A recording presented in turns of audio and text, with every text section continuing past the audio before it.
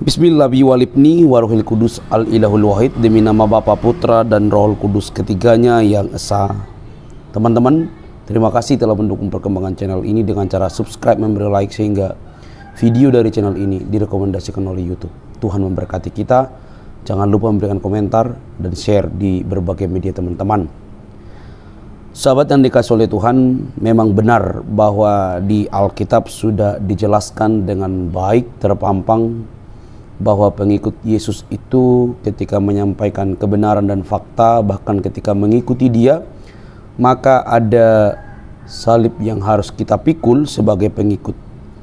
Bahkan kita dapat disebut murid ketika kita bersedia untuk memikul salib yang Tuhan percayakan.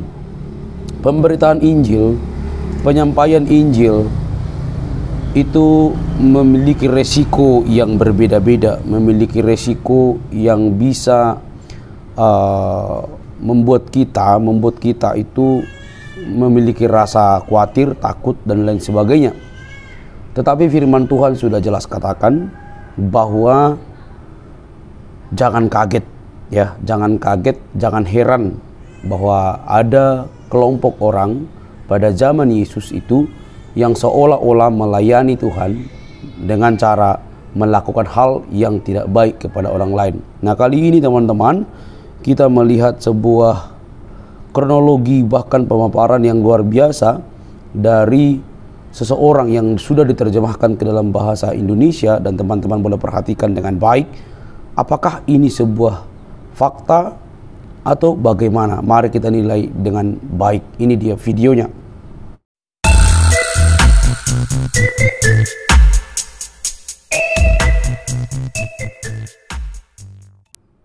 Imagine that you're a humble professor sitting at home drinking your morning coffee when suddenly 4 police officers bang on your door. They demand to know about the dangerous thoughts you expressed in a recent YouTube video. After conversation, they admit everything you said is factually accurate and you've done nothing wrong. They leave, but that night, no fewer than 29 police officers surround your house, forcing their way in while you're away, without a search warrant or just cause. 29 police, like you're a criminal mastermind with an arsenal of weapons and goons they must fight their way through. 29 officers apparently needed not to stop human trafficking or another heinous crime, but rather to stop a simple thought crime. When you return, you're arrested on the spot, under an arrest warrant that won't even be written until the next day. Is this some dystopian sci-fi movie warning against the dangers of censorship? No. This is contemporary Indonesia, where a prominent YouTuber was arrested in December and hasn't been heard from since. His only crime? Telling the truth about Islam's most trusted sources. Indonesia is a battleground, not between warring armies, but rather between religions. The avalanche of apostasy just starting to take hold in the Arab world hit Indonesia a century ago and continues to grow. The island nation is now home to well over 10 million Muslim background Christians, the most in the world. As a result, the remaining Muslim majority is desperate and angry, and they still have the power to enforce their angry will. They control much of the media and government and have passed laws against insulting someone's religion. The Constitution may say one has freedom of religion, but on the ground, it's quite difficult to leave Islam. Enter YouTube. Christians have taken to the platform to preach the gospel, with greater impact and less intimidation than can be done in person. And preach they have, drawing 10,000, 50,000, 100,000 or more subscribers with videos in the Indonesian language. One such channel is Inyo Manis, a 50,000 subscriber channel run by Gratio Pello. Pello is a Coptic Christian who speaks Arabic, a language virtually none of the nation's 250 million Muslims understand. And thus, he's a big threat to the bliss of ignorance of what Islam actually teaches. Or at least he was before December 6th, 2022, when Pello was arrested and disappeared from society. The story begins several months prior. On February 23rd, Pello published the 248th installment of his podcast, Critiquing Islam. The subject of the day is Muhammad's adopted son, or perhaps I should say, formerly adopted son, Zayd, and his wife, Zainab. According to Islam's most trusted sources, Muhammad went to visit Zayd and found his beautiful daughter-in-law scantily clad. His heart leapt, and he desired her, but he resisted the temptation. Fortunately, Allah corrected Muhammad. and said the prophet had no right to refuse Allah's gift of yet another wife to add to his growing pile of wives, far in excess of the 4 the Quran allows. Zayd, wanting to please his adopted father, divorced Zainab, and all was good. Except it wasn't. It seems Muhammad's contemporaries found this act vile and disgusting, so Allah revealed that Muhammad had to marry Zainab to solve the age-old problem that no one ever actually had. The question, whether it was okay to marry the ex-wife of your adopted son. The controversy raged on, so Allah solved things once and for all by abolishing adoption, thus removing any kinship relationship between Muhammad and his bride, along with the supposed reason for the marriage to have been prescribed to begin with. These facts which again come straight from Islam's most trusted sources and even made their way into the Quran as divine revelation, angered Indonesian Muslims who caught the podcast. Instead of getting angry with their disgusting prophet or angry at their own sources for recording the incident, they got angry at Pello and demanded he be silenced. Defiantly, the brave Pello, who worked as a professor at a small Christian college in East Java, challenged Muslims to have him arrested. Pello apparently believed the law would be upheld, and he'd face no penalty for simply reporting the truth of what Islam's own sources teach. When 4 police visited him on the morning of December 6th, it appeared he was right. They questioned him at length about the video, but could find nothing that was untrue in what he had said, and they left. However, they returned that afternoon with a summons to appear for further questioning on Friday, December 9th.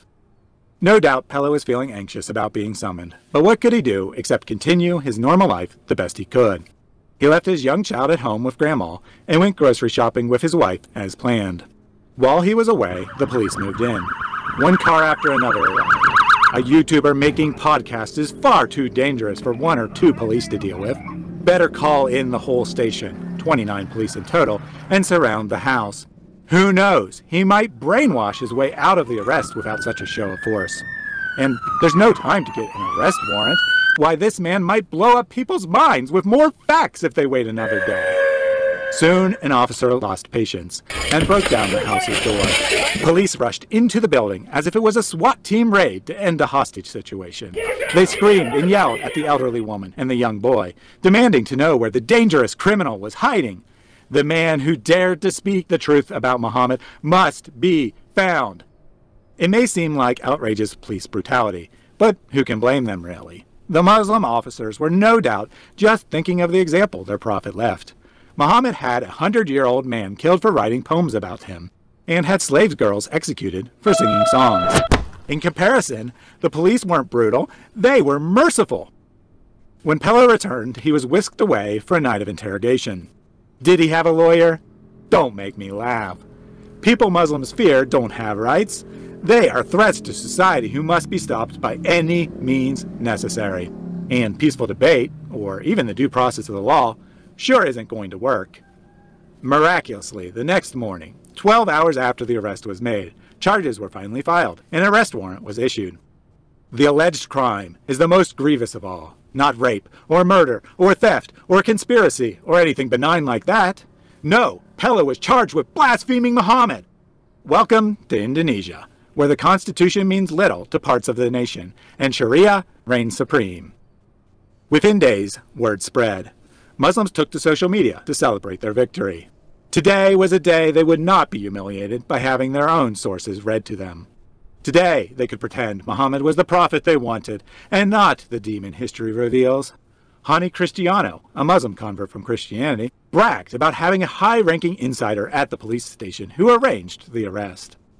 One might think Hani, as a convert to Islam, would have many good reasons to believe and nothing to fear, but apparently not. Apparently, force is all that matters to him, much like the original converts to Islam 1400 years prior, who either wanted their share of the war booty or feared Muhammad's armies who were seeking it. Other converts expressed the same on their channels, relief over their arrest and joy over the presumed suffering. Where is the peaceful Muslim who believes he has the truth and is unafraid to answer questions? Where is the loving Muslim who wants the best for his fellow man no matter what? Not in East Java, a region gripped by unparalleled Islamophobia, fear of Islam from Muslims who hate what it teaches, but are too cowardly to face the corrupt police ready to enforce Sharia.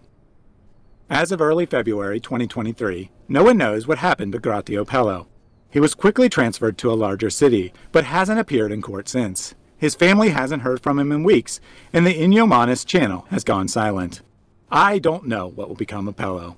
Perhaps he'll get a fair trial and be released. Perhaps he'll be locked away for many years.